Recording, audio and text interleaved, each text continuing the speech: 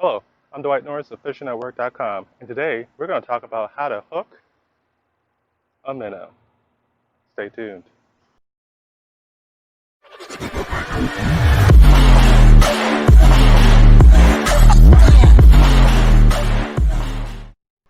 Hooking a minnow doesn't actually have to be a very hard thing.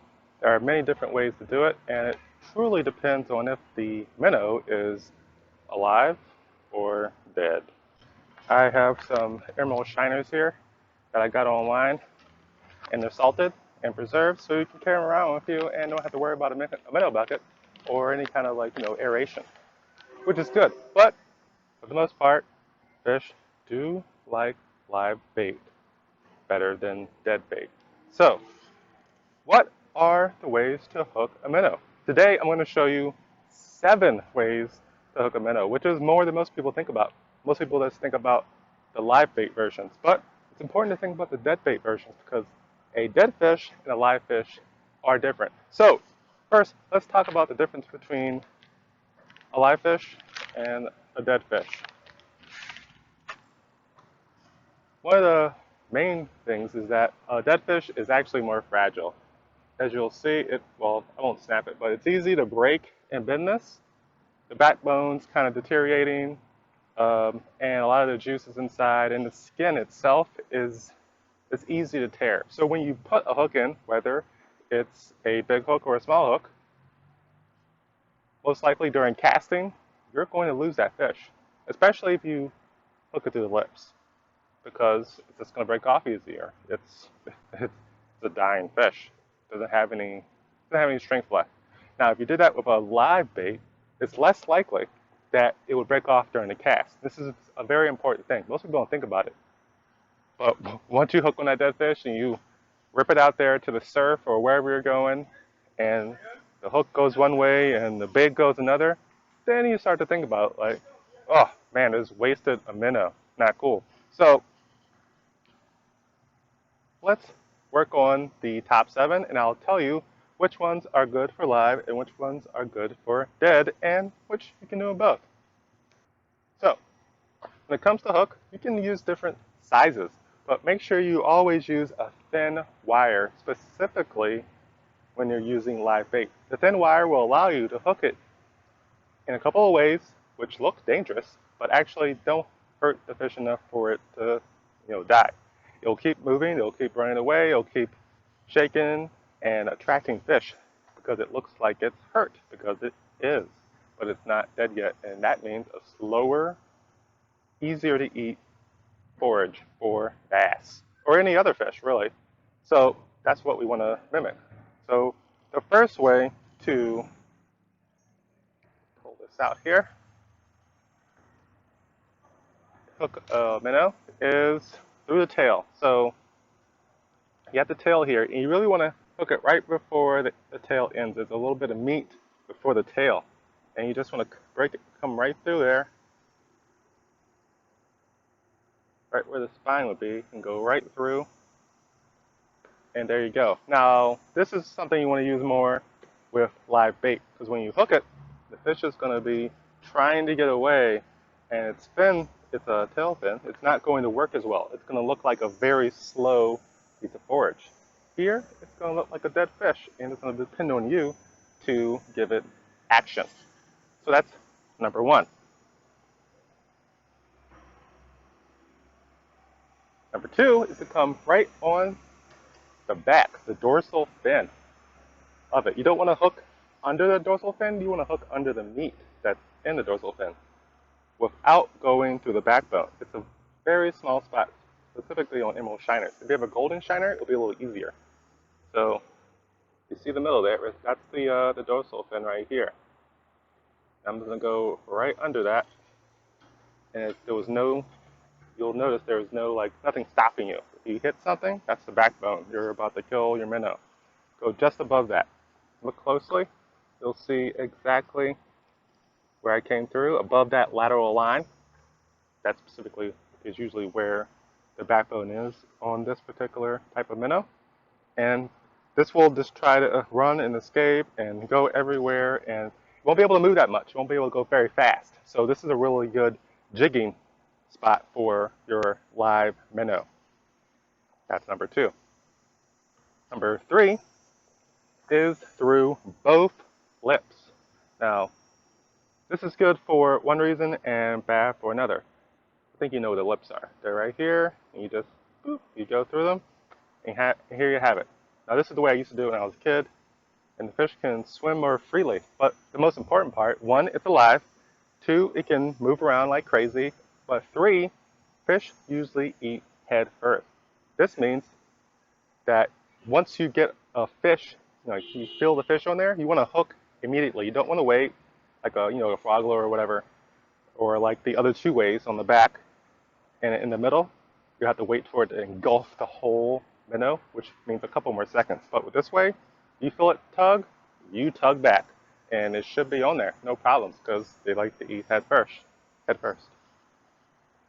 So that's number 3. So you're like, what? The heck other way is there? Really?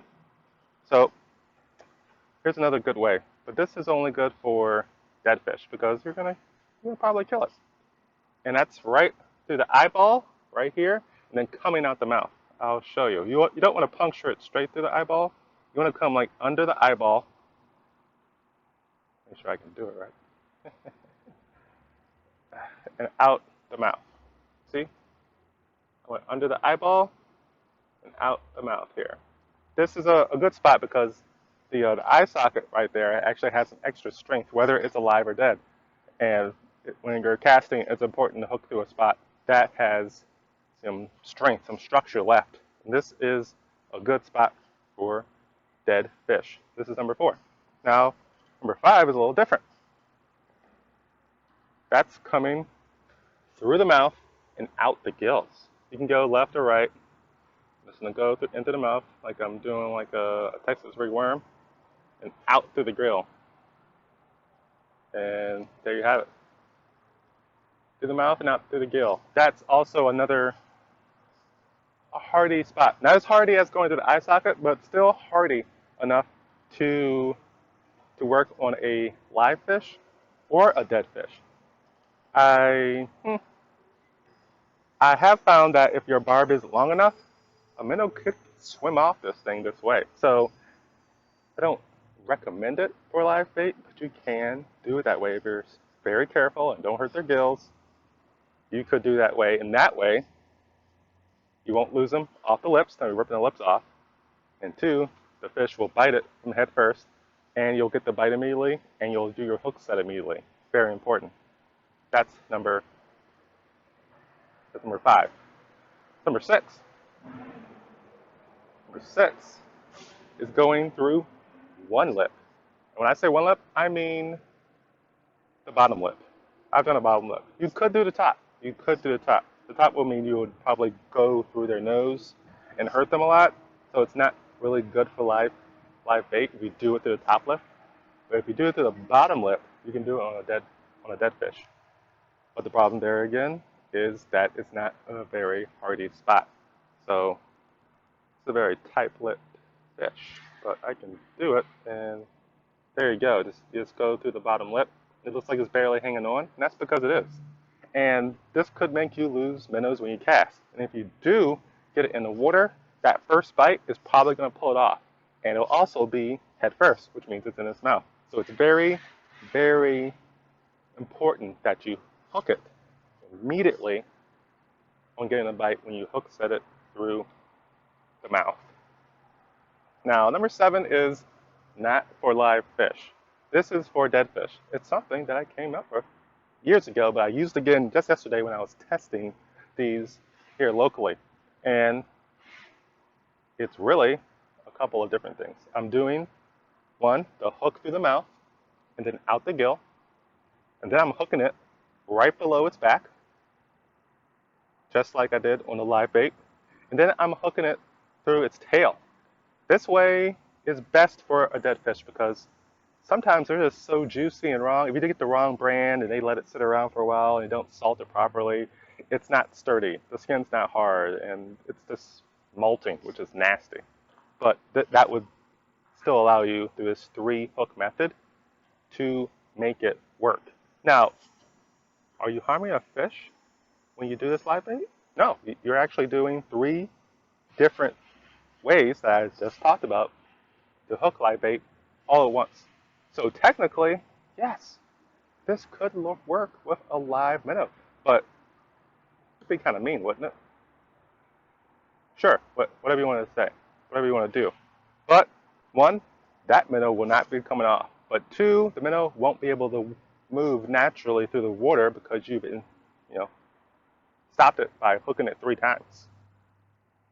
So that's the reason you shouldn't use it on live bait, but you can. But hey, I'm a tester, so test to see how it works for you. Let's show you exactly how that works. So 1, I've come to the gills here. I'm gonna bring it through. Now he's on the line. I'm gonna come back around. Find my old hole I made. Oh, there it is. Goes right through my old hole. Bring it through again. Now this is the spot where it will probably kill fish. If I think about it, the eye hole is pretty big. Once that goes through that hole, the fish is gonna be like, oh, I don't like you. Now I've done it twice.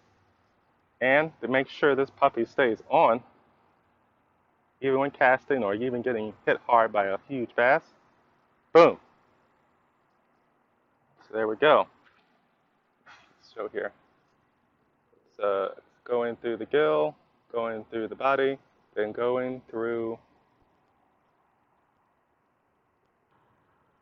the tail, and that's it. Then get your little mini rod. Give it a cast.